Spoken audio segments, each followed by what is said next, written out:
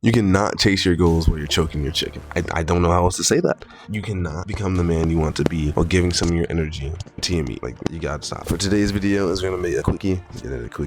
It's gonna be about lust. I have experience with this. 5 lessons I've learned through lust from my own experience being a 22-year-old solo traveler that's in Southeast Asia and a black man that's handsome. There's a bonus tip in this video, and it's very crucial you get all the way to the end, because every single step that I have explained, everything that I will explain in this video, and everything that I do in this video, it all leads to the bonus step. So you're gonna make sure you want to get that. Let's get into it. So the very first thing, this is just some personal experience I have. When you go from being ugly to mid to actually attractive, it'll completely change your perspective on, everything with the dating world, with women, with how they treat you at every stage, as well as what you actually value. Because when you are ugly and chopped and then attractive, you literally see it all. You see every single stage. You see how they treat you when you're ugly, it's pretty much like nothing. How they treat you when you're chopped, still pretty much nothing. And then how they treat you when you're attractive, they literally are so much nicer. They're so much nicer. They're so much kinder. They want your attention more, and they will do these dumb, stupid games they wouldn't do with you before. I'm not gonna lie to you, they will do a lot more games. So that is the number one. It's not really a very much of a applicable point. If unless you're chopped, then you can always become attractive. I'm very adamant in believing that any ugly person can become attractive. So let's get into the real number one, the real first point. Women are the number one sabotage for a young builder. What do I mean by this? Well, if you get the wrong girlfriend, or if you're chased women, all of that drive is gonna go towards them. And now let me clarify, not all women are going to kill your drive. A lot of young men, before they have anything built up, are going to end up with someone that's not their wife, someone that's not going to help them do better, someone that's just there to be there. I've seen this firsthand. You've seen this firsthand.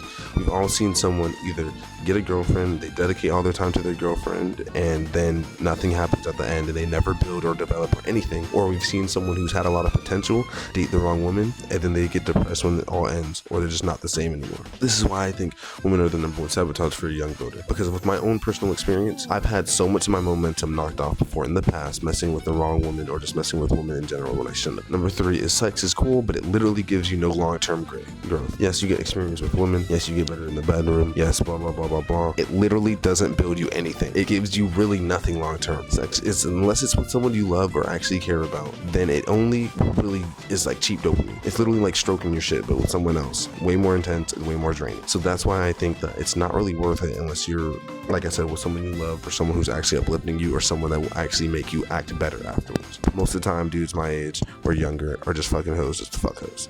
Let's be honest.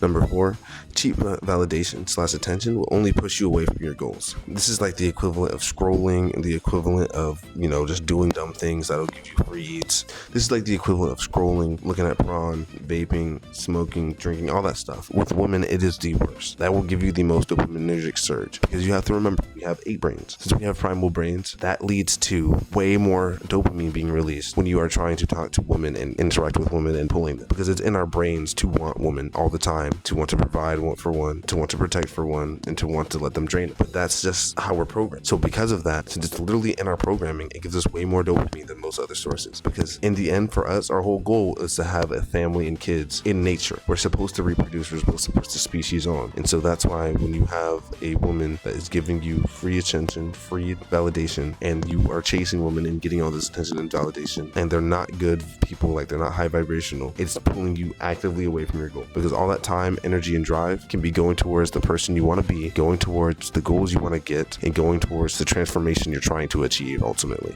And number 5, this one's personal to me. Women are super easy once you get focused on your purpose, and this is women are super easy once you get focused on your purpose, and this is both a blessing and a curse. Because the thing is, once they get easier and they start coming to you, they become more of a distraction. Because then now women are going to start playing these games that they weren't playing before. They're going to start trying to be more involved in your life. They're going to start trying to give you more secooter. But at this point in your life, you don't want that shit. You're serious about your goals. You're serious about your path. So it's a blessing, because it feels like, okay, I really came up. Like, I really am able to pull a woman. I'm really able to get this validation. But it's more so a curse, because now it's draining your attention. And when you're going towards your goals, when you're trying to become your higher self, when you're trying to really elevate and become the man you want to be, every decision matters. Every choice you make matters. And so that's why it's important not to get stuck in this curse, in this loop, in the loop of dealing with all these women that are now coming to you because you're evolving and you're really setting yourself apart from most men.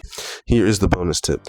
When you explode, when you get drained, when you do things with women, it literally reprograms your brain. Like when you finish, it programs your brain that you have done what you were here to do, which is reproduce. Even though obviously that's not the case every time you do it, that's what it makes your brain think. And so that's why it's important that you don't be finishing or like, messing with women or any of that in general, or whacking your shit or any, because when you are doing that, it's literally draining you and making your goals actually harder. Because when you are supposed to be done reproducing, you're now losing your momentum, your drive, your clarity. You lose so much. Every time you finish, you lose so much of you, your you essence. It's literally life essence. It's not a joke. It's not a game. I'm not even like a big semen retention. You gotta retain your semen, but it actually is important, and it's a very real thing. So that's why it's so important that you make sure that you do not be finishing for everyone or anything. And that was the Nightwalker quickie for today. If you guys are struggling with less, make sure you drop a comment. I'll talk to you about it. And I hope you guys enjoyed the video. These are some personal lessons I've learned from my life, especially being a solo traveler. So yeah, I'll see you guys in the next one, and peace.